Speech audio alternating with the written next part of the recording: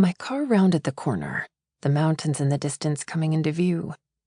Somehow the majesty of that vista still elicited an internal sigh that went straight to my bones. Magnificent, solid and unmoving, something I knew I could always count on in a world where little was certain. My work parking lot only held a scattering of cars at 9 in the morning, mostly vendors who had an office or retail space in the brick warehouse I was transforming into a one-stop wedding mall. Pulling into a spot and hopping out of my car, I opened the trunk and removed the large packages of flowers and branches I'd purchased that morning at the flower mart. My eyes closed as I inhaled the sweet, heady fragrance of lilies. I closed the trunk with my free hand and headed toward the building's entrance. 7 years ago, I'd sold the few things of value I owned: my grandmother's wedding ring, a couple of antiques from the attic, and opened a floral business named Thistles and Thatch. At the time, I barely made enough money to pay the electric bill, but the building itself was paid off. I'd inherited my father's home when he passed away, so with no mortgage, I made ends meet, waiting patiently for my fledgling business to grow as I honed my craft and found my style.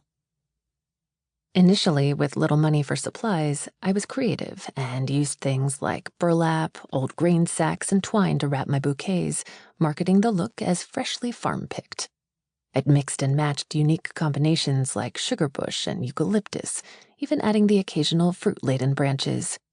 I used things other florists might have considered weeds, things I thought looked wild and dreamy when paired with more traditional flowers. I'd also hand-drawn each tag, giving every bouquet a unique and personal touch. My arrangements had caught on through word of mouth, and business had grown. Some days I was in my shop all morning putting bouquets together, and out all afternoon and evening delivering them. After a while, I'd secured a few parties and realized that weddings and events were where the money was. So I began putting most of my profit into advertising in bridal and local social magazines.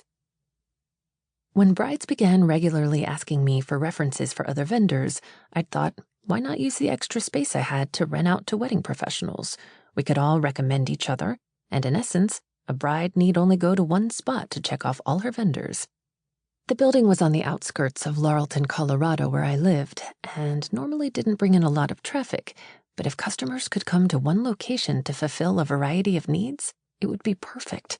Or so I hoped. I was banking on it. Literally.